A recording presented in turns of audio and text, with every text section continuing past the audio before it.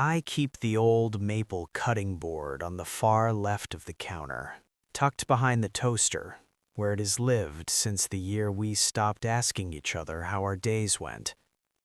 To anyone else, it's a relic, a heavy, scarred slab of wood, gone gray at the edges, bowed slightly in the center from 4 decades of heat and moisture.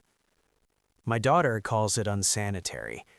She brings over thin plastic mats that slide under the knife, snapping with a sharp, clinical sound that sets my teeth on edge. I wait until she leaves to pull the maple board back out. It has weight. It anchors the kitchen. When I run my hand across its surface, I can read our life in Braille. The deep gouge from the Thanksgiving the turkey was too heavy. The faint circular burn from a pot set down too fast. The thousands of cross-hatched knife marks from Tuesday night stir-fries and quiet Sunday mornings. It has seen every meal we ever shared, and it has never asked for a little oil and a dry place to rest. We bought it at a roadside stand outside Santa Fe in the late 70s, back when the car had no air conditioning, and the world felt made entirely of red dust and possibility. I remember the heat, the smell of cedar, the way the artisan's hands looked, thick, calloused, dark with walnut oil, as he wrapped it in brown butcher paper. We were young enough to believe that things lasted forever if you treated them carefully. We treated each other that way too, for a long time. Back then the board was pale and smooth, a clean canvas for lemons sliced into gin and tonics, for cilantro that stained the wood a brief, hopeful green. We stood in the kitchen hip to hip, moving in an unspoken choreography I didn't recognize as a gift until it disappeared. Now the kitchen is quiet, the choreography is solo, but the board remains beneath my hands, holding the shape of who we were.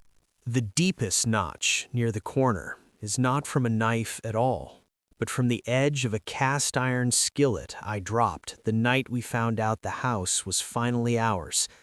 I remember the crash, the way we both jumped, and then the laughter, slow, spreading, filling the empty rooms because we were finally home. We didn't care about the dent. It was proof of presence. Looking at it now, I see how our lives followed the same path as this would, once solid and whole, then seasoned, scarred, worn down by repetition and responsibility. There is comfort in something that survives its own damage. My joints ache when the rain comes in from the coast.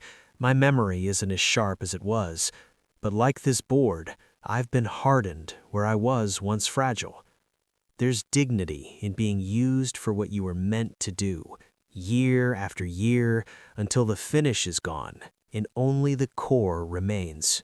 Sometimes, usually in the late afternoon, when the sun hits the kitchen at that amber angle, I catch myself talking while I work.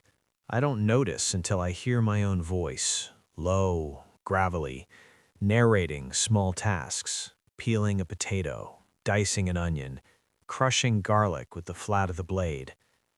I think of my mother and my grandmother, women who moved through kitchens with a quiet, meditative focus, their hands always busy. They understood that the soul of a home lives not in walls or furniture, but in the tools that are held most often. This board has outlasted 3 refrigerators, 2 ovens, and a marriage that eventually ran out of words. It never grew bitter. It waited. It accepted salt and acid and sharp steel without complaint, turning all of it into something that fed us, even when we weren't sure we deserved to be fed.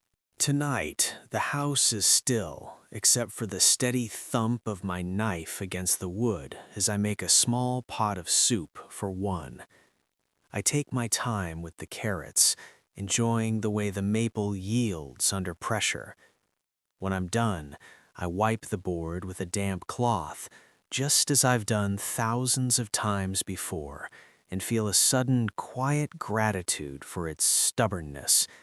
It's a simple thing, an overlooked thing, something most people would have replaced years ago without a second thought. As I slided back behind the toaster, I realize it's the most honest mirror I own. It tells me I'm still here, that I can still make something from nothing, that there is beauty in weathering. I turn off the light and leave the kitchen, listening to the house settle, knowing that in the dark the wood is resting, holding the weight of another day lived, another meal made, another memory pressed gently into its grain.